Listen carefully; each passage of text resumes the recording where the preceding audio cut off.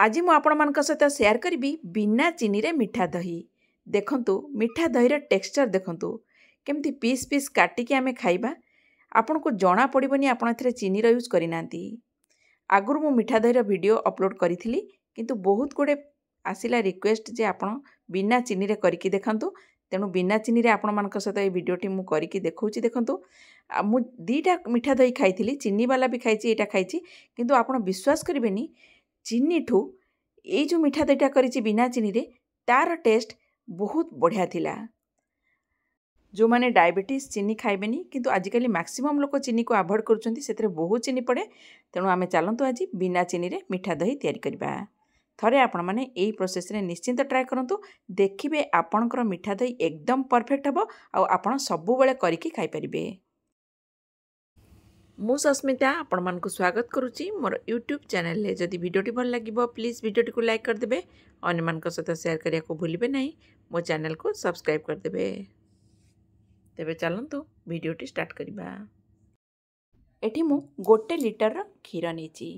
क्षीरटा को आमे गरम करिबा। गरम करबा आगु जो डेक्ची रे गरम करिवे टिके पानी पकै देबे, तापरे क्षीर पकैकी गरम करिवे जा फଳରେ तळु लागिबनी।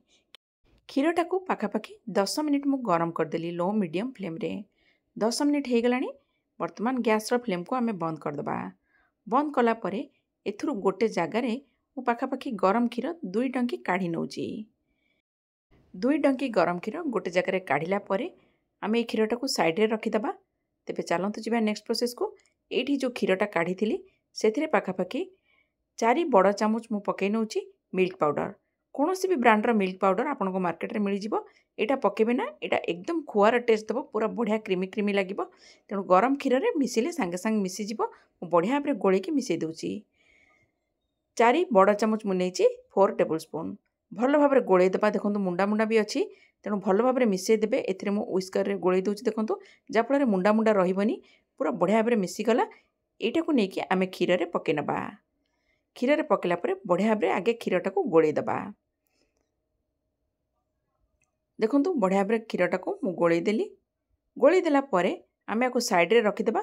तापरे जिबा चलंतु नेक्स्ट प्रोसेस को। क्षीर एठी मु नेची गोटे कड़े रे मु नै गली पाखापाखि हाफ कप गुड़ नै गली। एठी मु गुंड वाला गुड़ नेची, आपण चाहिले जो मुंडा वाला गुड़ भी मिलुची मार्केट रे ताको भी नै परिबे। एथिरे 3 रु 4 चामच मु पानी पकै देली। पानी पकेला परे गुड़टा को भलो भाबरे मिक्स कर दबा। आपण जदि मुंडा वाला गुड़ नेबे ताले ग्रेट करके नै जिबे, जेतेबेले से सांगे सांग मिसी जिवो।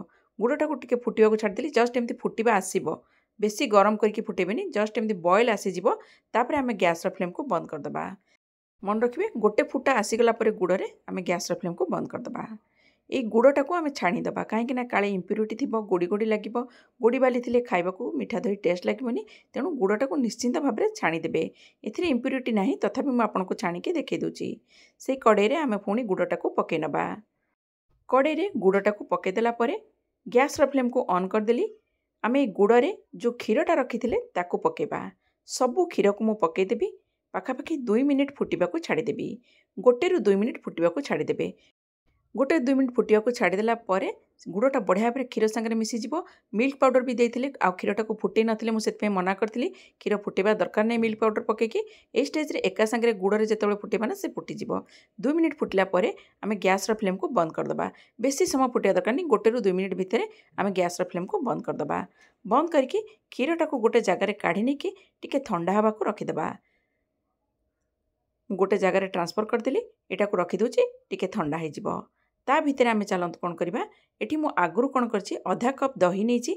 दही को एमती पतला कपड़ा रे बांधी देची, आ एमती ऊपर रखि देची टांगी के, जा फल जो एक्स्ट्रा पानी थिबो ना सेगुरा भारी जिवो। ताको गोटे जगार रे नै जिबा। नै कि कोन करबा ना, आमे भलो भाबरे दहीटा को फेंटी दबा। चामच रे हो किबा व्हिस्कर रे बढ़िया भाबरे दहीटा को फेंटी देबे। दहीटा को बढ़िया भाबरे फेंटी देला परे आमे दहीटा को साइड रे रखि दबा। दहीटा साइड रे रखिकी गोटे जगार मु पानी को फुटै दउची, जोथिरे दही बसेबा। पानीटा पूरा फुटिकी बॉयल हबो। एना गैस रो फ्लेम को बंद कर देली। ना क्षीरटा ठंडा है कि पूरा एकदम नख उषुम अछि, पूरा ठंडा करिबेनी। जेमती टिके नख उषुम थिबो आपण हाथ पुरै परथिबे सेतिकी ठंडा करिवे। दही रे अल्प क्षीरटा पकेकी भलो भाबरे गोळै देबे। आगे दही रे बढ़िया भाबरे क्षीरटा मिसी गला परे एई दही वाला क्षीरटा को नेकी आमे से क्षीर रे ऐड कर नबा। सबु एका संगे फेंटी नबा। आगे अल्प क्षीर पकईकि दही फेंटी देबे तापर पूरा क्षीर पकईकि आमे बढ़िया भाव फेंटी नेले देखंतु फेंटिला परे आमे जो थे दही बसेबा से जगार मु ट्रांसफर कर नौची